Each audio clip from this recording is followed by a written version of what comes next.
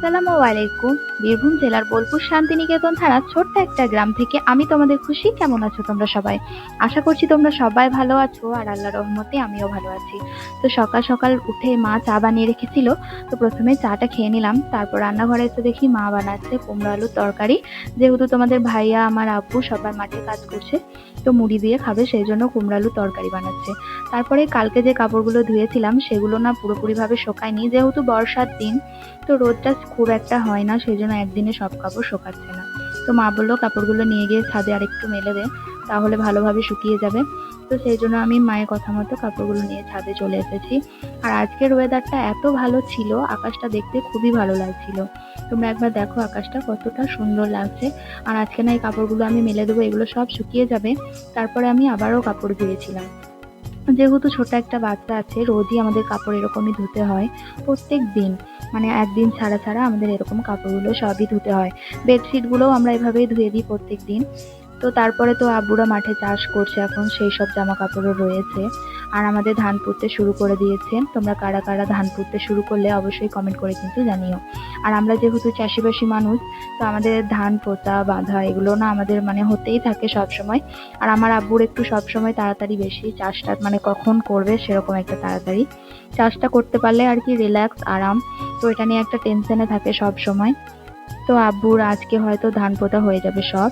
তোমাদের ভাইয়াও মাঠে আছে, আব্বুর সঙ্গে হেল্প করছে, যেহেতু আব্বু একা, তো ও একটু হেল্প করছে আব্বুর সঙ্গে এই 4-5 দিন থেকে। তো আমার ভিডিওগুলো তোমরা কে কোথা থেকে দেখছো অবশ্যই কিন্তু আমাকে কমেন্ট করে জানাবে। আমি তোমাদের প্রত্যেকেরই কমেন্ট দেখি।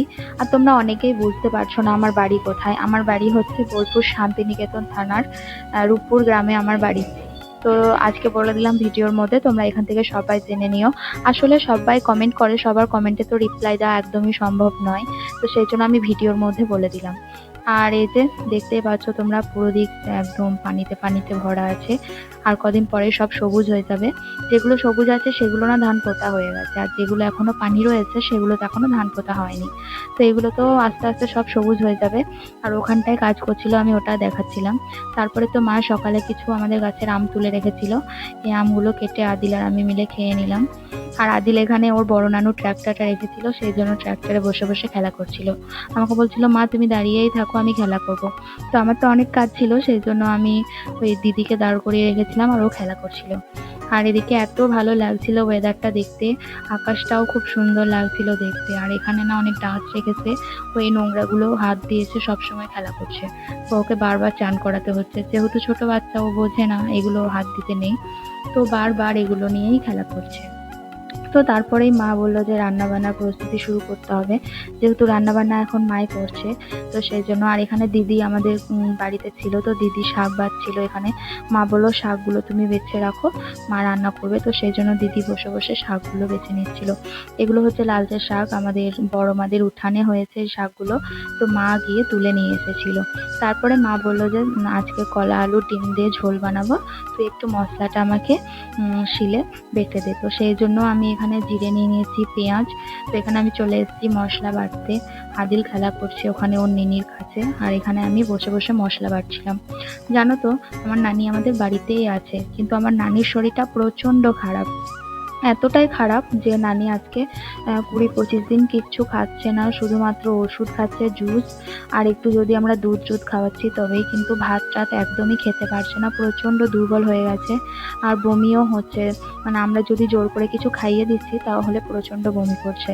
তো সেই জন্য আমরা জোর করে কিছু খাওয়াচ্ছি না। আর নানি যেহেতু এখন এসেছে, তো জানো তো নানি যদি ভালো থাকতো না তাহলে আমাদেরকে এই মশলা কিন্তু বাটতে হতো না। আর নানি মিক্সারের মশলা বাটা একদমই খেতে চায় না।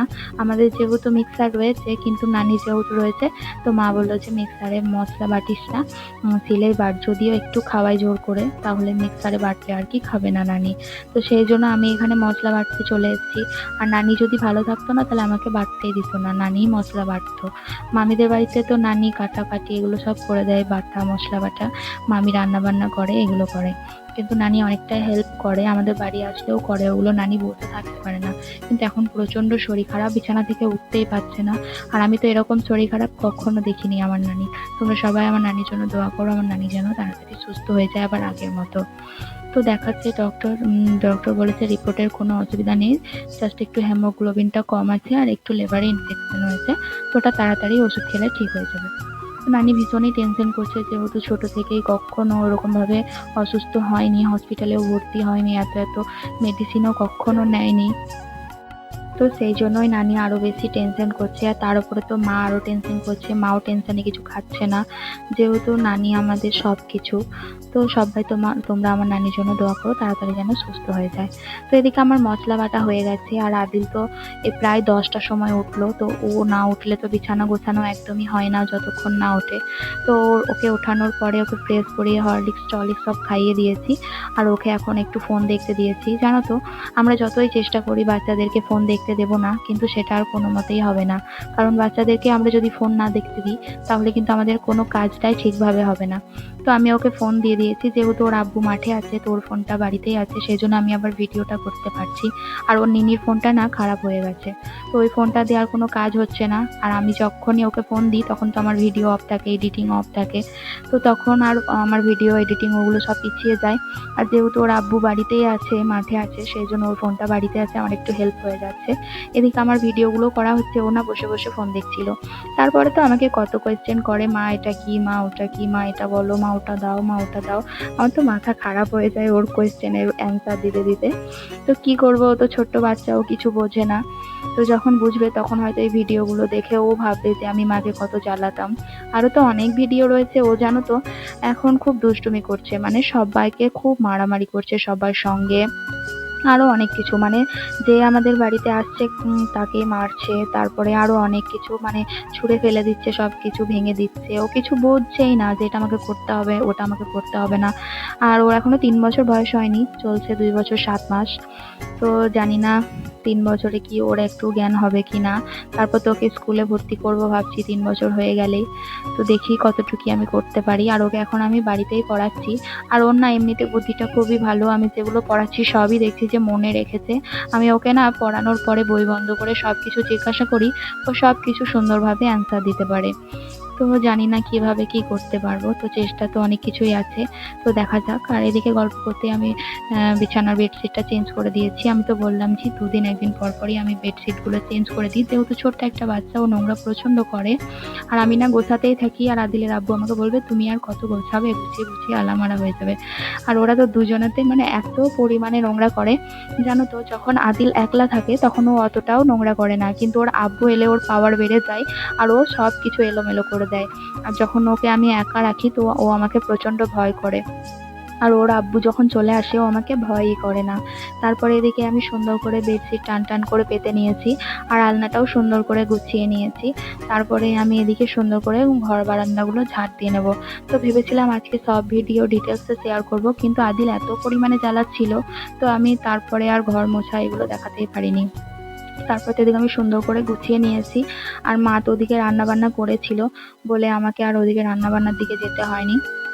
তারপরে একটু রুম স্প্রে দিয়ে দিলাম সুন্দর করে, এসিটা লাগিয়ে ঘরটা আমি সুন্দর করে ঠান্ডা করে রাখবো, যাতে করে আদিলকে চান করিয়ে খাইয়ে শোয়াতে পারি। তো তারপরে মা রান্না বান্না করেছিল, আমি রান্নাঘরের দিকে চলে যাব, রান্নাঘরটা একটু সুন্দর করে পরিষ্কার করে নেব, যাতে করে আর বিকালের দিকে কোনো ঝামেলা না থাকে, সেই জন্য। তো প্রত্যেক দিনই এভাবে মা রান্না করে, আর আমি রান্নাঘরটা তারপরে সুন্দর করে ডিপ ক্লিনিং করে নিই, যেহেতু মা রান্না বান্না করে তারপরে আদিলকে নিয়ে যাই, আর আমি এদিকে গোছানো গোছানি কাজগুলো করি। তো আজকে রান্না হয়েছিল, তোমরা তো দেখলে, লাউয়ের শাক হয়েছিল, ডিম সিদ্ধ করেছিল দাদুর জন্য, আর এদিকে হয়েছিল আমাদের ডিম দিয়ে কলা আলুর ঝোল বানিয়েছিল, আর এদিকে একটু কুমড়ো রান্না ছিল আমার জন্য, আমি যেহেতু 10টায় মুড়ি দিয়ে খাইনি সেই জন্য মা আমার জন্য রেখে দিয়েছিল। তারপরে এদিকে রান্না বান্না সব কমপ্লিট হয়ে যাওয়ার পরে আমি সুন্দর করে রান্নাঘরটা ক্লিন করে নেবো, গ্যাসটা সুন্দর করে মুছে নেব। মা তো আমাকে প্রত্যেকদিন বলেছে তোকে আর কোনো কাজ করতে হবে না, আব্বু আর মা দুজনেই বলেছে তুই শুধু ঘরগুলো সুন্দর করে পরিষ্কার করে রাখবি। তো আমি সেইগুলোই করি, আমি শুধু ঘর বারান্দা পরিষ্কার করে এগুলোই রাখি, আর জাস্ট কোনো কাজ থাকে না, মা রান্না বান্না এগুলো করে। তো আজকের মিনি ব্লগটা তোমাদের কাছে কেমন লাগলো অবশ্যই কমেন্ট করে জানিও। যদি কিছু ভালো লাগে আমার চ্যানেলের পাশে থেকে আমার চ্যানেলটাকে সাপোর্ট করো, আমি প্রত্যেক দিন তোমাদের সামনে এভাবে ব্লগ দেবো। তোমরা প্লিজ আমাকে একটু সাপোর্ট করো, যাতে করে আমি এগিয়ে যেতে পারি। আমি চেষ্টা করছি একটু এগিয়ে যাওয়ার সুন্দরভাবে, তোমরা প্লিজ প্লিজ প্লিজ আমার পাশে থেকো। তো আজকের মতো এ পর্যন্তই, ফিরে আসছি নেক্সট একটা ব্লগ নিয়ে। টাটা, আল্লাহ হাফিজ, সবাই সুস্থ থেকো।